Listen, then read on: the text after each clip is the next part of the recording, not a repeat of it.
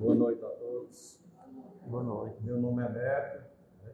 Para quem me conhece, e vou coordenar essa reunião. A mensagem de início. Espinheiros, nem se vindimam uvas dos abrolhos. Jesus, Lucas 6,44. O cristão é um combatente ativo, despertando no campo do Senhor, aturde-se-lhe a visão com a amplitude e complexidade do trabalho. Dificuldades, tropeços, cipoais, ervas daninhas. E o Evangelho, com propriedade de conceituação, elucida que não se pode vindimar nos espinheiros. Entretanto, Jesus teria assumido a paternidade de semelhante afirmativa para que cruzemos os braços em falsa beatitude. Se o terreno permanece absorvido pelos abrolhos, o discípulo recebeu inúmeras ferramentas do mestre dos mestres, indispensável, pois, enfrentar o serviço. O Cristo encarou face a face o sacrifício pela humanidade inteira. Será a existência de alguns espinheiros a causa de nossos obstáculos insuperáveis? Não. Se hoje é impossível a vindima, ataquemos o chão duro, lavremos o solo árido, adubemos com suor e lágrimas. Haverá sempre chuvas fecundantes no céu, ou generosos mananciais da terra, abençoando-nos o esforço. A divina providência reside em toda parte. Não ouvidemos o imperativo do trabalho e depois, em lugar dos abrolhos, colheremos o fruto suave e doce da videira. E vamos fechar nossos olhos, quem desejar, para fazer nossa prece inicial, harmonização do trabalho. Esqueçamos assim as dificuldades, os problemas do dia a dia, para agradecer a Deus, nosso Pai querido, a Jesus, o governador do nosso planeta, Maria de Nazaré,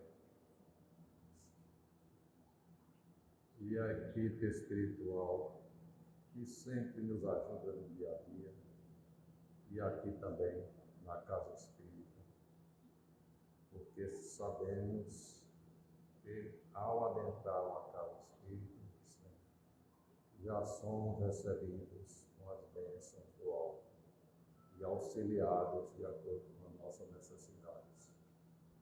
Sendo assim, Senhor, agradecemos demais pelo amparo que temos continuamente na nossa existência, para caminharmos com mais firmeza nas dificuldades e nas alegrias também que temos aqui na Terra, enquanto estamos aqui, e para depois, quando formos de volta para a nossa casa espiritual. É com muita gratidão, meu Deus, que agradecemos por tudo, e que o manto de Maria de Nazaré envolva todos nós aqui presentes, com paz, com luz e com bênçãos suaves que nos harmonizem, e envolva também a Quesada na sua fala de hoje. Em nome de Deus, damos início a nossa reunião de hoje. Bem, hoje, como vocês estão vendo, né? O tema será Por que Deus permite a dor, e vai ser feito por Quesada Neto. E a quem eu passo a palavra. Tá bom. Boa noite, meus irmãos, boa noite, minhas irmãs. Que Deus esteja conosco em mais uma atividade da casa. Esse tema, como pergunta, é simples. Porque Deus permite a dor. Todo mundo entende qual é o significado dessa pergunta. Mas, diferentemente da pergunta, a resposta é complexa. Porque essa pergunta, ela lida com dois pontos fundamentais da doutrina espírita. O primeiro ponto é a dor. Nós ainda questionamos muito acerca da dor. E o outro ponto é Deus. Quem é Deus? Se Ele nos castiga? Como é a atuação de Deus? Por isso que eu digo que a resposta não é tão simples como a pergunta. Então vamos começar analisando a dor. Porque a dor, segundo Leon Denis, ela nos aguarda em cada esquina. A dor, ela visita a todas as pessoas. Eu não conheço alguém que diz, não, minha vida não tem dor. Tenho. Um tipo de dor nos alcança em um determinado momento da nossa vida. E quando essa dor chega, começa-se a indagações. Por que existe a dor? A dor é um bem ou é o mal? Se ela é um bem, por que ninguém a deseja? Eu não conheço alguém que diz, eu vou chegar em casa porque eu tenho uma dor para receber. Eu nunca vi alguém dizer isso. A gente passa a distância da dor. E se ela é um mal, porque ela alcança pessoas boas, pessoas corretas. Um exemplo, Jesus. Jesus veio à Terra de forma encarnada, ele não tinha nada a quitar. Mas Jesus passou por muita dor. Mesmo sendo um ser evoluído. Mas ele não estava utilizando um corpo físico. Então ele passou por muita dor. Então, por que a dor alcança as pessoas boas? É uma punição ou é uma expiação? É a reparação do passado, o resgate das faltas cometidas? Veja bem, só em um ponto nós já questionamos aqui quatro dúvidas acerca da dor. E quando a dor nos alcança, nós temos que arranjar um culpado. E normalmente quem é o culpado? É Deus. Ou é Deus, ou é o governo. Ninguém nunca assume que somos responsáveis pela nossa dor. Ah, é a vontade de Deus. Deus não quis. Eu gosto de contar uma história até, mas que foi real. Eu me encontrei uma vez com uma amiga minha, na exposição, lá na festa de Barbalha. Ô, fulano, tudo bem? Como é que tá as coisas? Tudo bem. Já casou? Eu disse, não, Quezada, eu acho que Deus não reservou o casamento para mim. Eu pensei, Deus tem tanta coisa mais importante para fazer do que se preocupar com o casamento dessa pessoa. Eu só, eu posso te falar uma coisa? Pode. Há uns 2 anos, eu te vi aqui em Barbalha. Mas eu não sabia se você estava de baby doll é camisola. De camisola o que é? Você estava todo de chinela japonesa, o cabelo assanhado. Nem em Santo Antônio, pegando na mão do homem, a pessoa vai se aproximar de você. Então, Deus diz, faz tua parte que eu te ajudo.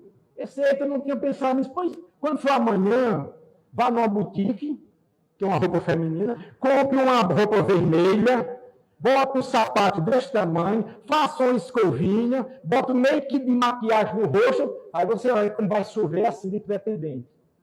Então, muitas vezes a pessoa coloca nas mãos de Deus, não deu certo. Eu não passei no concurso, Deus não quis. Aí você estudou, meu casamento não deu certo, Deus não quis. Mas você fez pulando o casamento dar certo? Então, tudo que acontece, o culpado normalmente é ele, Deus. Aí, quando acontece uma situação, ele pergunta, onde é que está Deus quando tem uma enchente? Cadê Deus na pandemia? Cadê Deus nessa guerra? Essa semana eu vi uma pessoa dizer, eu estava no banco, a pessoa, eu não sei não, cadê Deus que não resolve esse negócio? Desaparece, não mata esse rapaz lá da Rússia, ou não mata fulano, esse dos Estados Unidos, porque Deus não resolve. Então, normalmente a gente tem esse questionamento. Segundo ponto, onde está Deus quando as famílias passam fome ou morrem de fome?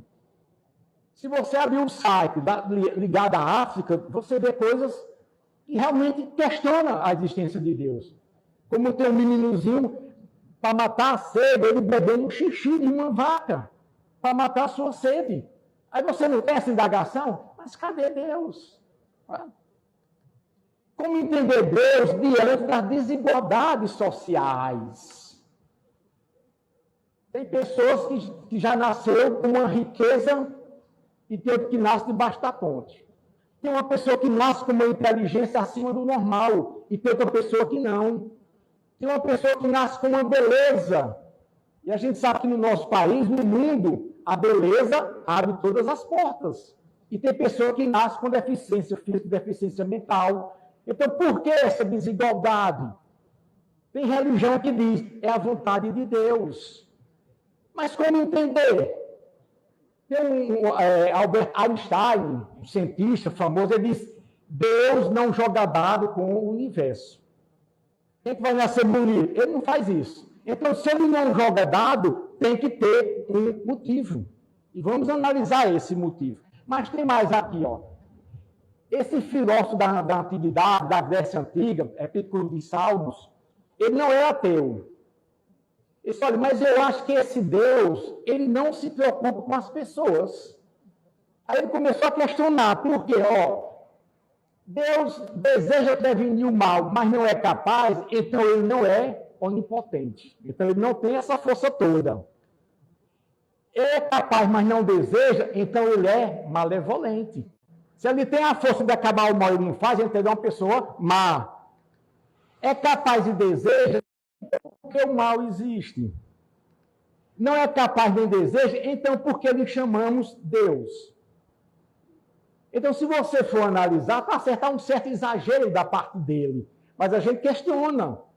Deus permitiu o mal. Por que Deus permitiu isso? Esses acidente que ceifa a vida de 200 pessoas.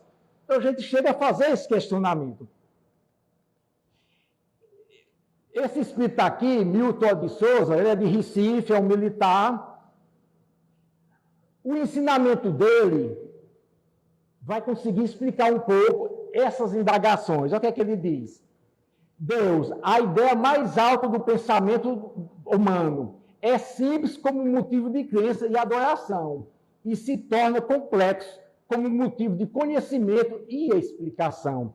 Que ao mesmo tempo que ele é simples, ele é complexo.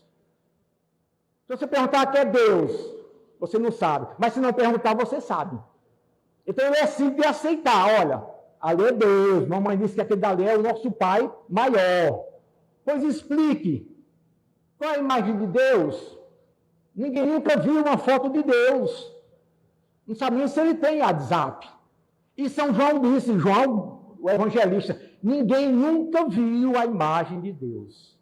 As informações que a gente tem dele é por intermédio do seu filho, que é Jesus. Então ninguém realmente nunca viu a imagem de Deus. Então ele é simples de aceitar, mas difícil de explicar. Então vamos fazer Deus ao longo da evolução humana. No Livro dos Espíritos, na questão 615, é eterna a lei de Deus? A resposta é eterna e imutável, da mesma forma que Deus o é. Então, a lei de Deus, quando ele lançou, continua até hoje. Diferentemente da lei humana, que ontem não podia e hoje já pode. Antigamente você casava o resto da vida. Aí veio o desquite, que acabava o casamento, mas você não podia casar de novo. Depois veio o divórcio. Você podia casar mais uma vez. Se fosse errar, a segunda vez estava liquidado. Hoje em dia, não. Você casa hoje, não deu certo, amanhã vai no cartório, e 15 dias depois você pode casar de novo. Ok? A mudança dos tempos. E Kardec pergunta ainda, 618, são as mesmas para todos os mundos as leis divinas?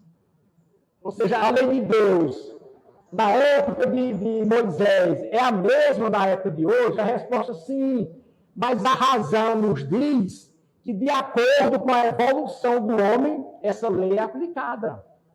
Na época de Moisés, a lei de Italião, dente por dente, olho por olho. Bateu, vai ser batido. Matou, vai morrer.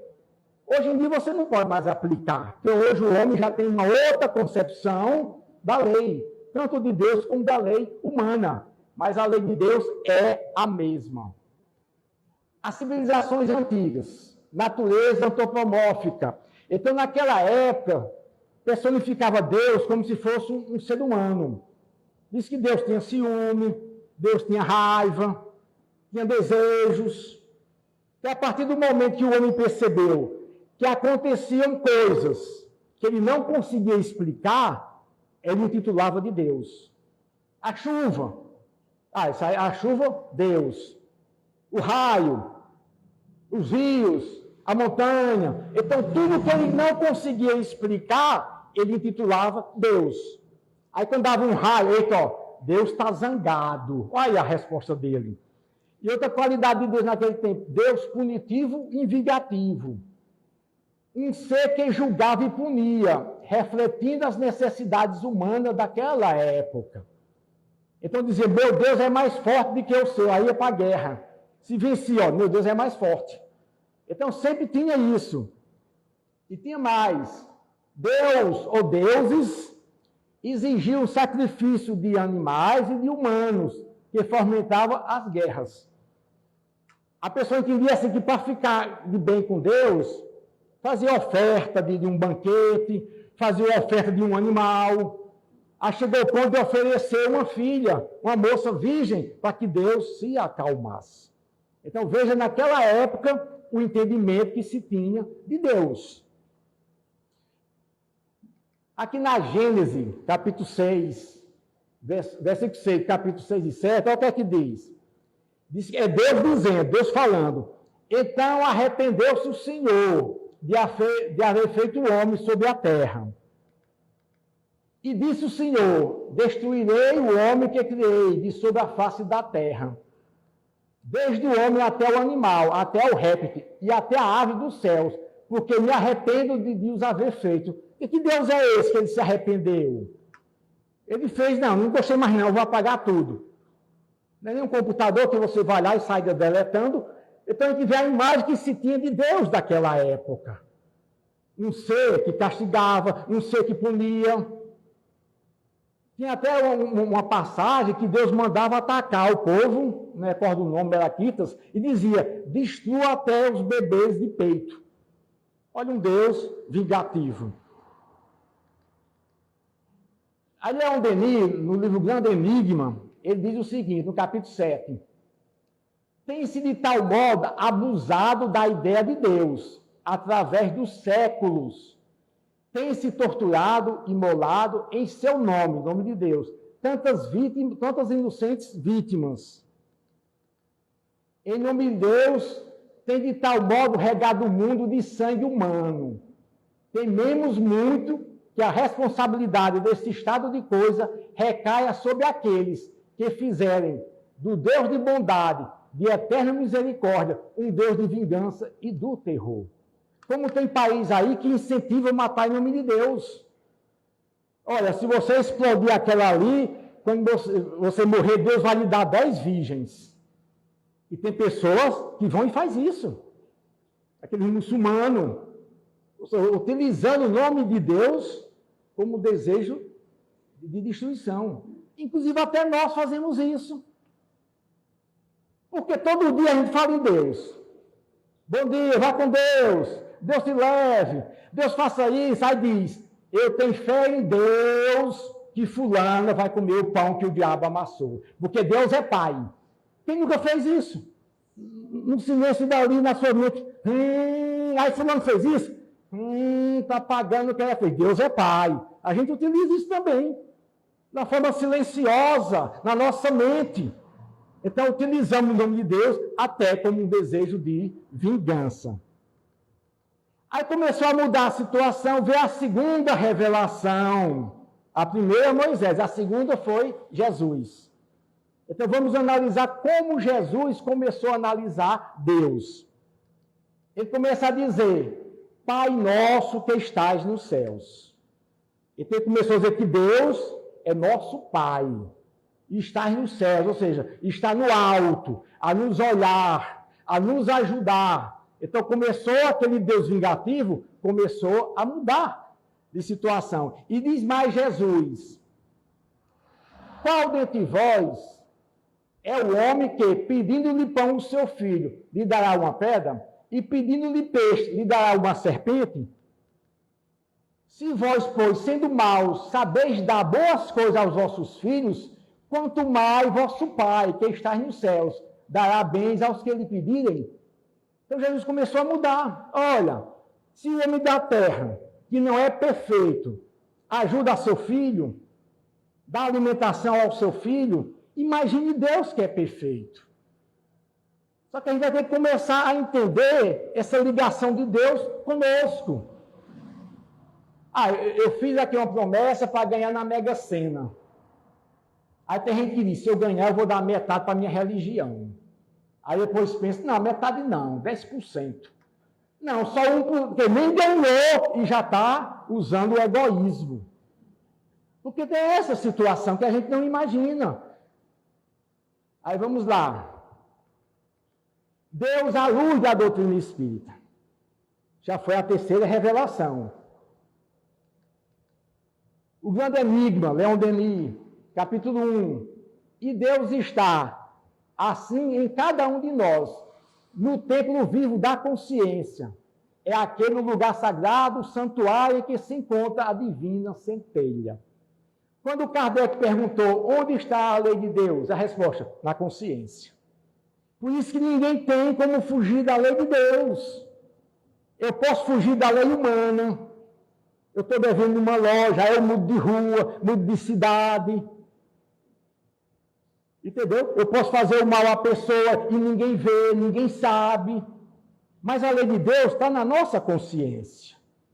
E onde quer que eu esteja, a consciência me acompanha, até desencarnado. Muitas vezes você acorda e diz, eu estou com a consciência pesada. É porque lá estão todos os atos positivos e negativos que você fez. Por isso que ele diz, é na consciência o templo de Deus. Ele diz mais, não busque Deus nos templos, nas pedras, busque Deus dentro de você.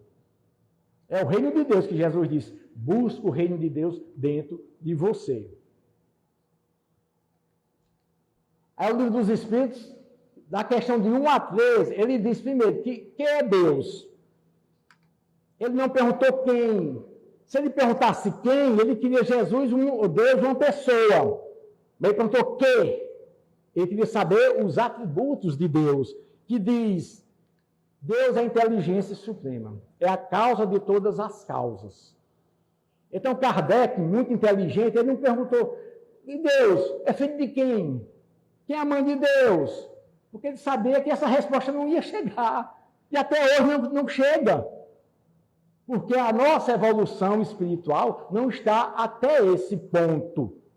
Ele pergunta a Kardec, o homem pode conhecer a natureza íntima de Deus? Não. Falta um sentido para isso.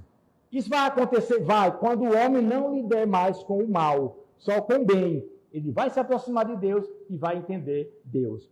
Aí já na questão 3, ele diz, Deus é eterno, infinito, imutável e imaterial. Diz mais, único, onipotente, soberanamente justo e bom. Então, se você for analisar, ele é eterno, infinito, não muda. E ele veio de onde? De onde é que Deus veio? Ninguém sabe. Se você for tentar muito, você só não vai para o Santa Teresa porque já está fechado. Mas se você pensar mesmo, ele não tem começo, nem meio, nem fim. Como é uma coisa que não tem começo, nem meio? Porque se tiver começo, então teve alguém que veio antes dele. Por isso que Kardec diz, tenha calma. Tenha calma. Vai chegar um momento que você vai entender a natureza íntima de Deus. É um homem, é uma mulher, é um velho, como nos passava na nossa infância. Mamãe dizia, vamos rezar para o Papai do Céu. 9 filhos. Com o Papai do Céu me deito, com o Papai do Céu me levanto. Papai do Céu. Mas quando a gente fazia uma coisa errada, Papai do Céu vai te castigar. Papai do Céu já te castigou. Papai do Céu é bom ou é ruim? Então a gente tinha essa situação. Eu me lembro que os novos filhos, quando falavam de morte, a gente disse, olha, vamos botar, olha a inocência, vamos colocar um ventilador dentro do caixão, para quando a gente chegar lá no inferno, ligar. Olha a mentalidade. Quem morrer primeiro, a gente bota um ventilador dentro do caixão. Olha a mentalidade. A gente já sabia que a gente ia para o inferno, por conta dos ensinamentos que a gente aprendeu. Então, tudo isso, as qualidades de Deus. Então, uma pessoa que tudo isso, ele pode ser um perverso, ele pode ser responsável pelos nossos erros, nossos equívocos. Deus e a dor humana. Porque Deus permite a dor. Então, vamos começar a chegar no X da questão. Allan Kardec, Livro dos Espíritos, questão 258A. Olha o que ele pergunta. Não é Deus, então, que lhes impõe as tribulações da vida como castigo? Kardec perguntou isso. Se uma pessoa nasceu cego, se nasceu assim, assado, se nasceu debaixo da ponte, não é castigo de Deus? Kardec perguntou isso. E a resposta, muito interessante a resposta. Nada ocorre sem a permissão de Deus, porquanto foi Deus quem estabeleceu todas as leis que regem o universo, dando ao Espírito, a cada um de nós, a liberdade de escolher. Deus lhe deixa a inteira responsabilidade de seus atos e das consequências que esses tiverem. É a mesma coisa, a mãe diz para o filho, meu filho, não faça isso não, meu filho. Meu filho, vai ter consequências. Aí ele faz. A gente pode culpar a mãe ou o pai? Não. Por quê? Direcionando o caminho certo. Meu filho vai estudar, acabe as más companhias, não faça isso. Está vendo que essa mulher não vai dar certo com você? Aí casa, com 2 meses, vai atrás do advogado para pedir o divórcio, ela vai dar pensão, aquela coisa toda. E, porque a mãe, ela tem um certo sentido. Meu filho, observe o caminho que você vai fazer. Porque o caminho que você seguir, você vai ter consequências. Aí perguntou, Deus dá liberdade ao homem? Vamos ver a resposta daqui a pouco. No livro Céu e Inferno, parte 1, capítulo 7. As misérias, as vicissitudes padecidas na vida corpórea são oriundas das nossas imperfeições. São expiações de faltas cometidas na presente ou em precedentes existências. Pronto. Tudo que você está passando é consequência dos seus erros. Hoje, nessa existência, ou em outras existências. É só você analisar. Eu estou passando por dificuldades. Por que é? Por que eu não consigo ter uma vida em paz? Analise. Consulte sua consciência. É como diz Divaldo, vá meia-noite para o espelho, no silêncio do mundo, se olhe bem, esqueça os poucos cabelos, as rugas e comece a perguntar, eu sou orgulhoso? Aí vai, não, você vai, aí uma vozinha vai dizer, eu sou egoísta, eu sou racista, eu sou impaciente, Aí você vai sair arrasado, mas vai saber quais são os seus defeitos. E todos nós temos. Eu não sou racista, não. Você pode estar mudando. Mas em determinado momento você é. Eu sou impaciente? Eu sou homofóbico? Porque quando é o vizinho, tu viu, o filho da vizinha mudou. Era homem, agora é mulher. Não, mas a vida é dele, não tem importância nenhuma. Mas quando acontece na casa dela, aí a coisa pega. Aí é castigo de Deus, é o demônio, leva para uma religião, dá chibatada para o demônio sair. Então, quando é com os outros, tudo bem. Mas quando é conosco, muda de situação. Então, por isso que você tem que analisar o que a dor está te dizendo. Se a dor física nos alcança, a dor de dente, como é que você vai? Para o dentista. A dor do estômago, você vai para o médico especialista. Mas quando você examina, faz ressonância, faz tudo, o médico diz, olha, a sua saúde é perfeita. Mas, doutor, me dá uma ansiedade, uma vontade de não fazer nada, uma impaciência. O médico, por enquanto, não vai detectar isso. Passa um Lexotan, passou o efeito, volta tudo de novo. Porque aí já é a dor da alma. E diz que a dor da alma é o alto-falante de Deus desejando falar conosco. Meu filho, você está no caminho equivocado. Veja como você está se conduzindo com você, com a família e com a sociedade. Cada um de nós temos responsabilidade individual com a família e com a sociedade. O que é que eu tenho a ver com a sociedade? Tem.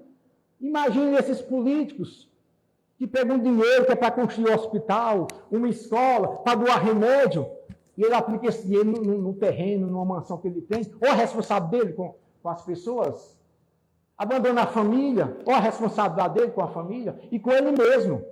Então, todos esses pontos estão ligados à vida atual ou a existências passadas. O problema do ser e destino da dor, Leon Denis. Eu sempre gosto de falar desse livro, porque esse livro é um espetáculo. Pode-se ler qualquer religião, seja evangélica, seja católica, porque ele fala do ser, de nós, ele fala do destino e da nossa dor. É espetacular esse livro. Olha o que é que ele diz no capítulo 13. É o homem, por sua vontade própria, que forja as próprias cadeias. É ele quem tece, fio por fio, dia a dia, do nascimento à morte, a rede do seu destino. Então não tem nada a ver com Deus. Deus permite que você faça isso, você tem a liberdade, mas ele não determina. Está aqui, ó, fio a fio. Tem que acreditar assim que quem planta vento pode tempestade. E Jesus já disse, você pode plantar o que quiser, mas o que você plantar, você vai ter que colher. Está na época do inverno, se eu plantar milho, eu vou colher o quê? Milho. Eu vou colher feijão? Não. Eu vou colher arroz? Não, não existe essa possibilidade. Com certeza. O que sobe, desce.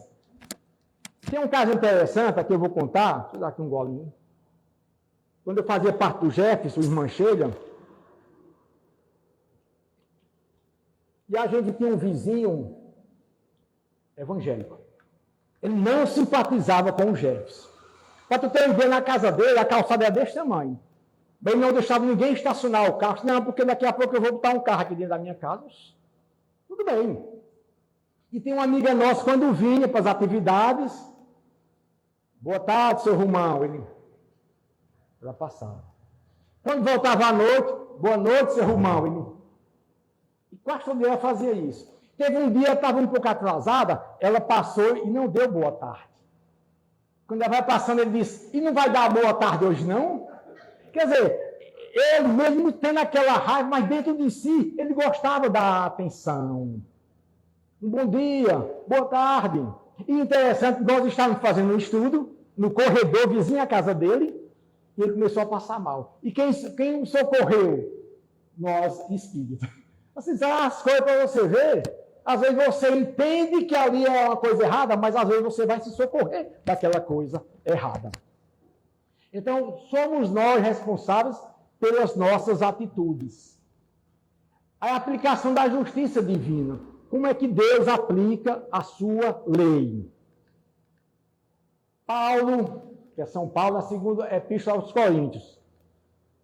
Porque todos devemos comparecer ante o tribunal de Cristo, para que cada um receba segundo o que tiver feito, estando no corpo, o bem ou o mal. Então, diferentemente da lei aqui, você vai diante de um juiz, o juiz vai analisar, vai mandar umas pessoas julgar. Não, isso aí é a nossa consciência.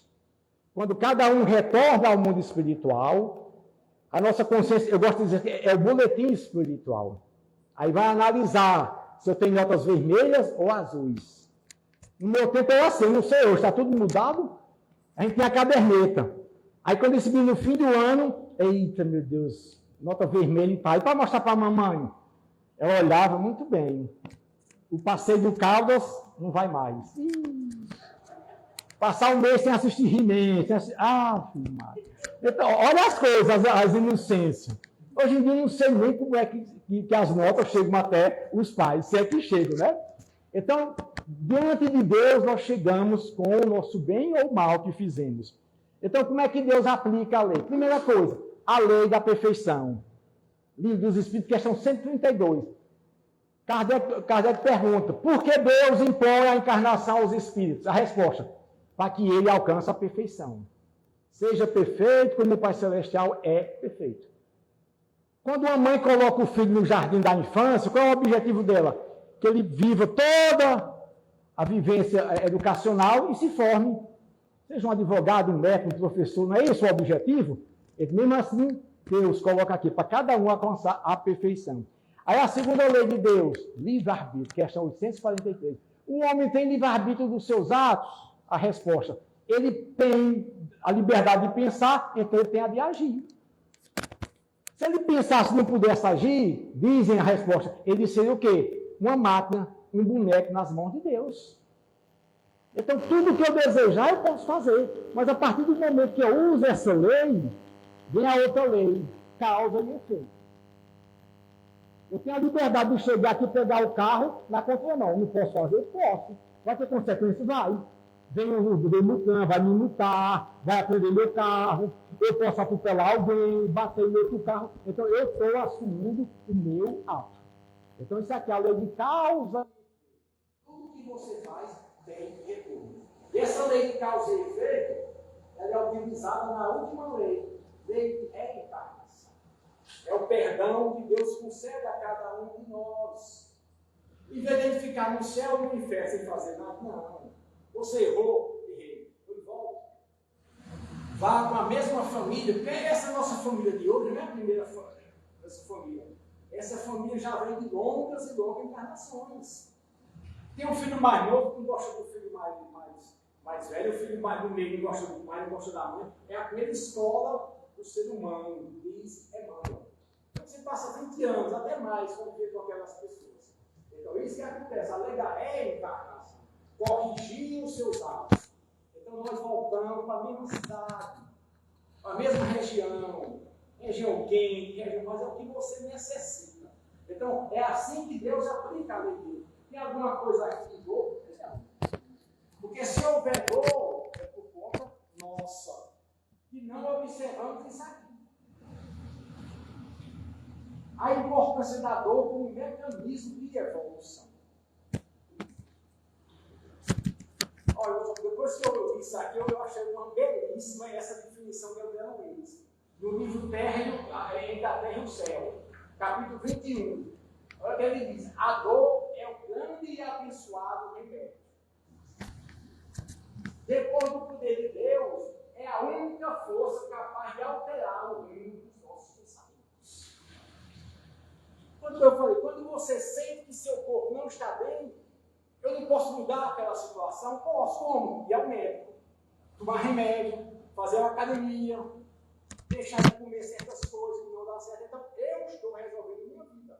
A mesma coisa com relação aos pensamentos negativos. Pessoa que tem ódio, tem egoísmo, é impaciente, fala da vida alheia, quem fala da vida alheia não é bom não. É uma energia negativa. Eu gosto de dizer que nós, espíritos, nós não falamos da vida alheia, nós nos atualizamos sobre aquela pessoa. Nós não falamos da vida alheia. Como é que está falando hoje em dia? Está melhor? Eita. É isso que a gente faz. Mas é isso aqui, ó. Olha a importância da dor. Porque quando a dor chega, ela está chamando a atenção nossa. Ou seja, física, ou seja, espiritual. A dor da alma. Eu estou muito impaciente. Por que eu estou impaciente? Por que eu estou ansioso? Por que tem necessidade disso? Não. Porque quando eu vejo uma cena na televisão, eu tenho medo. Certa feita, uma mulher me perguntou, Quezada, por que quando eu vejo assim um filme de guerra, de violência, eu fico ao lado do bandido? Eu estou torcendo pelo bandido. Como? O pouco conhecimento do espírito que eu tenho, talvez você tenha sido um bandido. Porque essa é a nossa melhor encarnação. Imagina as outras. Quem sabe com quem a gente andou? Rita não deu tempo não, mas aquela todo jeito que matava. Então, quando você vê aquela cena que você percebe que é um choque, é bom analisar como você está conduzindo a sua vida.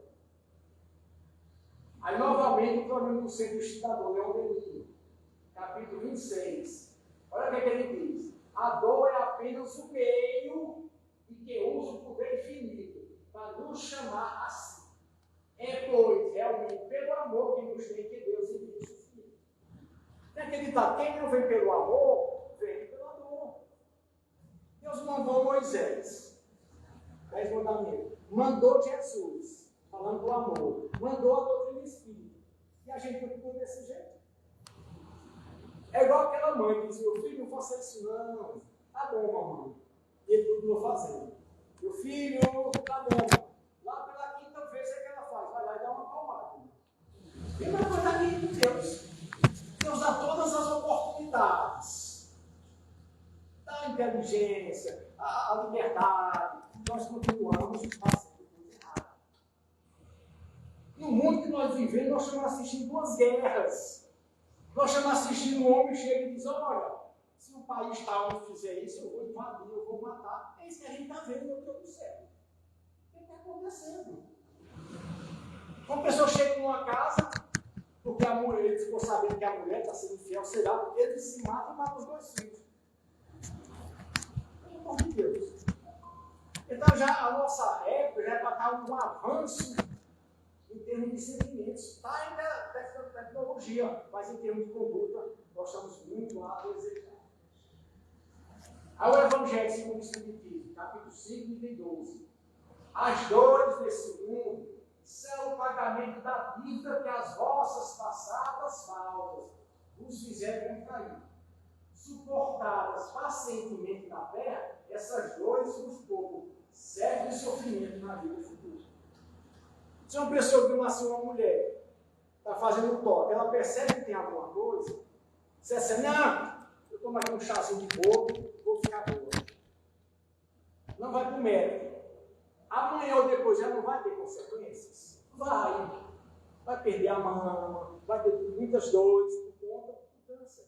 Mas se ela cuidar desde o início, ela resolveu. Então, se você aceitar a dor, como diz aqui, você está corrigindo os seus erros. Em vez de você vir mais duas encarnações, de repente você vem mais uma. É aquele aluno que quando chega em agosto, diz, olha, a sua situação está ruim, você não vai passar de ano. Então você tem duas opções. Ou fecha o colégio, para não pagar coisa que você não vai usar, então você começa a estudar. Eu vou dar tempo. Setembro, outubro, novembro, dezembro, tem 4 meses. Aí esquece as festas de barbalho, a exposição, começa a estudar de manhã, de tarde, de noite, aí você consegue passar. Então você deixou de perder um ano da sua existência educacional.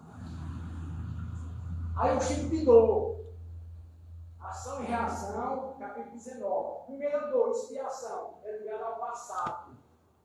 Aquela mulher, quando viu aquela cena de violência, ela, é coisa que você fez, vem de dentro para fora. A outra, a dor é evolução, é o amanhã. É quando você perde uma oportunidade a Deus para testar os seus conhecimentos. Olha, eu acho que eu já evoluí no amor. Me dê uma oportunidade, me dê uma prova, aí você vai nascer numa família toda desajustada para testar o seu amor. No fim do ano na escola a gente não faz o teste para saber se a gente aprendeu, mesma coisa aqui. E tem uma muito interessante, diz André Luiz, a do auxílio, está ligado à vida atual. Cada um tem uma missão, conosco, com a família, com a sociedade. Se a justiça divina percebe que você vai continuar cometendo os mesmos erros, vai aumentar mais seu débito, aí vem o auxílio, aí você fica acamado, você tem um infarto, vai evitar que você cometa mais erros. Como aquela mãe, que todo mundo já conhece, uma mãe abordou o Chico. Chico, esse meu filho, de 1 ano, ele nasceu cego, surdo e mudo, e sem os braços. Eu estou vindo agora do médico, o médico disse que vai ter que amputar as pernas. Como é que você explica? Como é que seu Deus explica essa situação? E Chico ficou assim, chegou a Emmanuel, o mentor de Chico. Chico, diga a essa nossa irmã, que o irmãozinho que ela conduz no braço, 10 encarnações, ele cometeu suicídio. Ele perdeu 10 encarnações. E dessa vez ele suplicou, aumentou, olha, faça com que eu fique impossibilitado de cometer outro suicídio. Ele veio cego, surdo e mudo e sem os braços, vai ver com as pernas. Aí a espiritualidade até que tem um pensamentozinho nele, e com as pernas, sei lá, e sai andando até ver alguma coisa, um carro, e cometer de novo suicídio. Então foi o que a espiritualidade fez. Vamos levar as perninhas. O menino vai ficar no bercinho ali e vai conseguir cumprir a sua reencarnação. Então as coisas de Deus é perfeito. Então, conclusão. Deus permite a dor? Permite. Por quê? Deus é infinitamente bom e justo. É o Pai nosso que está nos céus. E quem conhece nossa necessidade que caminha conosco.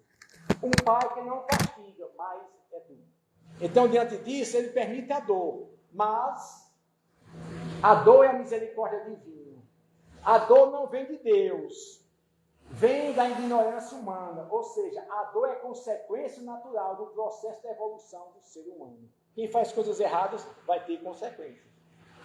A dor é medicina, não sentença.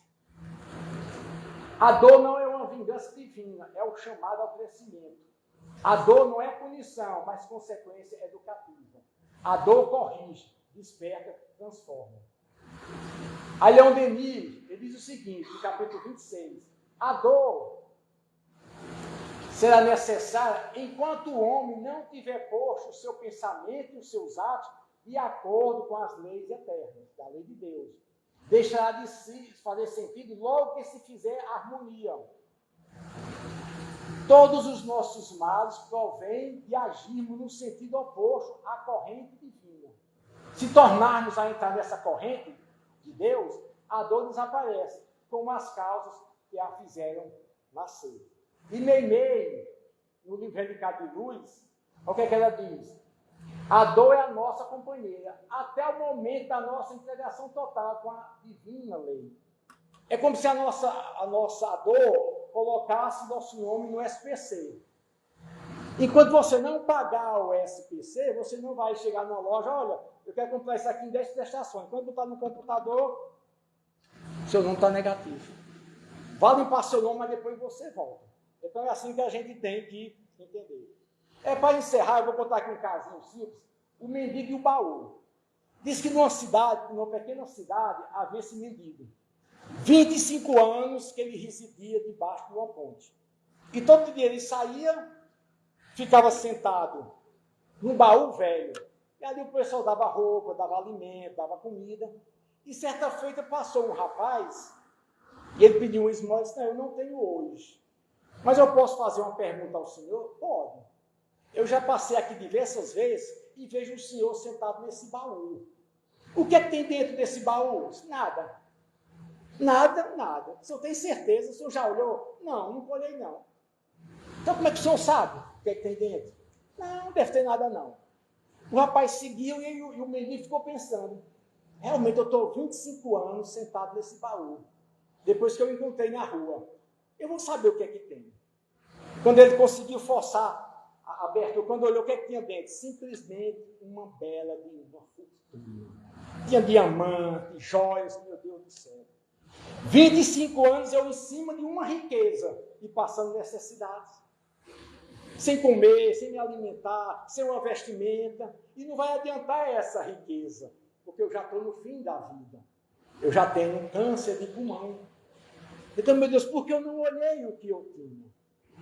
Então, a mesma situação acontece conosco. Nós chegamos em cada existência com o nosso baú, com a riqueza muito maior do que o mendigo achou no dele. Nós já temos dentro de nós o reino de Deus. Olha o que é que diz nesse livro aqui de Joana de Ângeles, capítulo 4. Jesus, ele apresentou para nós uma bússola, que bem examinada nos leva ao encontro do maior tesouro, o Cristo em nós. A bússola deixada por ele é o seu Evangelho. Então veja bem, olha o maior tesouro, o Evangelho. Cristo em nós, o Evangelho. Senhor, quando é que vem o reino de Deus? O reino de Deus não vem como locais físicos, já está dentro de cada um de nós. O que é o reino de Deus? É o exercício do amor, do perdão, da paciência, da resignação, pagar o mal com o bem. E nós sabemos que nós temos um sentimento positivo dentro de nós. O mendigo não sabia, mas nós sabemos. Por isso que até hoje nós não conseguimos conviver com a dor. Nós não assumimos a nossa culpa exclusiva com a dor. Nós não conseguimos ainda conceber Deus como Pai. Porque quando esse tesouro for descoberto, aí nós vamos entender o que disse Jesus, bem-aventurados os aflitos, porque serão consolados. Que Deus abençoe a todos nós. Obrigado pela atenção.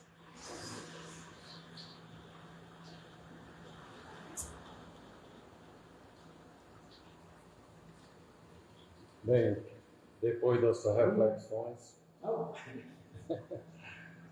reflexões maravilhosas que tivemos aqui hoje, né? Que nos consola, nos direciona a nossa existência aqui. Nós só temos a agradecer a Quesada por ter vindo e feito esse. E eu queria passar para vocês os avisos das nossas redes sociais. E no Instagram é CEB Menezes Crato. No Facebook é Bezerra Crato. No YouTube, Centro Espírita Bezerra Crato. No YouTube, Centro Espírita Bezerra Crato. Quem não se inscreveu lá no YouTube, quiser ajudar para poder alcançar 50 inscritos, para poder haver a transmissão ao vivo, né? Que é só a partir de 50 inscritos no canal. E no Instagram, que eu disse aqui, de CEB Menezes Crato, é bom que a pessoa acessa lá toda sexta-feira, sábado, já está lá dizendo qual é o palestrante, qual é o tema. E é bom olhar antes, porque às vezes, né, não vai haver reunião, né? Agora no carnaval aconteceu isso, que aqui a Casa Espírita ficou próximo aqui de onde houve o carnaval, né? Aí não tinha condição, né? Teve que fechar. Né? Passou um sábado sem reunião. Então é isso, só temos a agradecer a Quesada e avisar a todos que hoje o passo será coletivo. E eu peço a Quesada para fazer a prece final. Meus irmãos, eu queria desejar fechar os olhos nesse momento rápido, para que possamos nos conectar com mais facilidade com o mundo espiritual.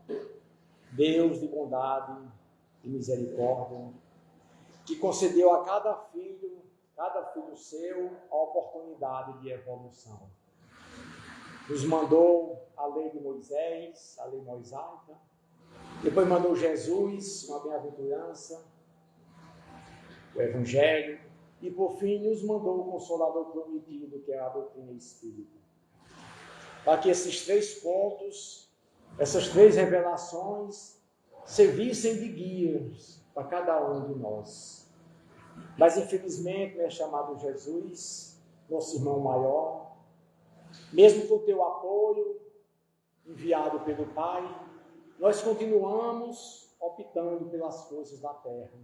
Nós continuamos optando pela porta falsa, aquela porta que vai nos levar ao sentimento da terra, ao egoísmo, ao orgulho, à impaciência, aos fake news, enfim, nos conduzimos à margem da lei divina. Mas te pedimos, Jesus, com a tua bondade, que permanece conosco até hoje, nos ajude a nos ajudar. Derrama sobre nós a tua luz, que possa envolver não apenas a todos nós que estamos aqui, mas que nós possamos retornar ao seio da nossa família, levando essa luz ao nosso bairro, à nossa cidade, a esses países que estão em guerra, para que teu amor possa despertar a consciência de cada um. Que assim seja.